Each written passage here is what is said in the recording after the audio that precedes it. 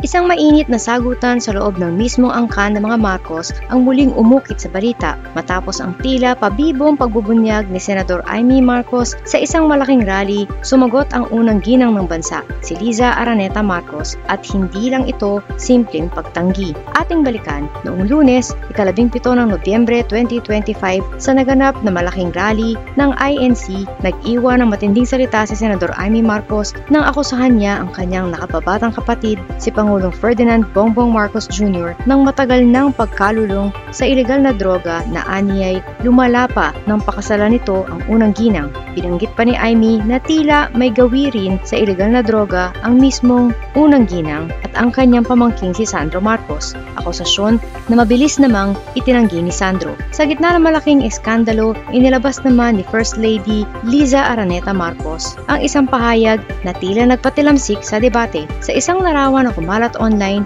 matindi ang kanyang tugon na nakasaad sa Ingles, "I won't argue with you anymore because after all, you're my husband's sister and I respect Mommy Imelda. Pero yung mga statements mo, fake. Kasing fake ng mukha mong retokada." Retokada? Retokada pa pala siya ng lagay na yun?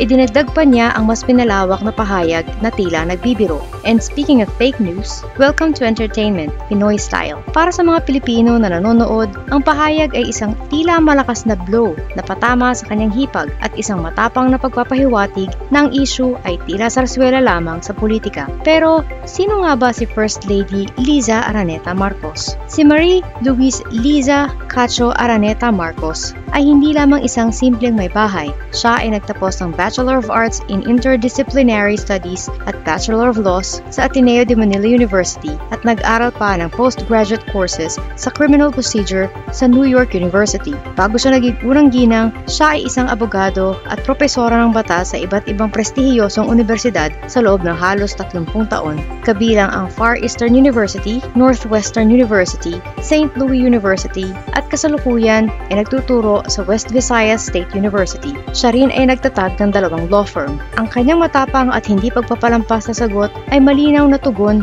sa personal na atake ni Senador Amy Marcos na pumasok na sa usapin ng pamilya at karangalan. Bilang isang bihasang propesora ng batas at abogado, sanay siya sa pagtimbang at paggamit ng matitigas na salita. Sa pananalita ni First Lady Liza, tila ipinapakita niyang hindi siya uurong sa personalan, lalo na kung ang issue ay ginagamit para i-destabilize ang administrasyon ng kanyang asawa. Ang pagtawag sa pahayag ni Amy na fake news at ang pagtutumbas nito sa retokadang mukha ay isang calculated na atake na lumayo sa pagiging isang tahimik na First Lady. Sa kabila ng pagiging seryoso ng issue, maraming Pilipino ang tila naaliw at natuwa sa diretsahan at sarkastikong tugon ng unang ginang. Ang linyang kasing fake ng mukha mong retokada ay mabilis na naging meme at instant classic sa mga Pinoy na sanay sa teleserye ng politika. Sa kanyang pagtatapos na Welcome to Entertainment, Pinoy Style ay tila nagbigay ng selyo na ang matinding bangayan sa pamilya ng Pangulo ay isa na ngayong pampublikong palabas o sa madaling salita, isa na namang reality show na sinasadya o hindi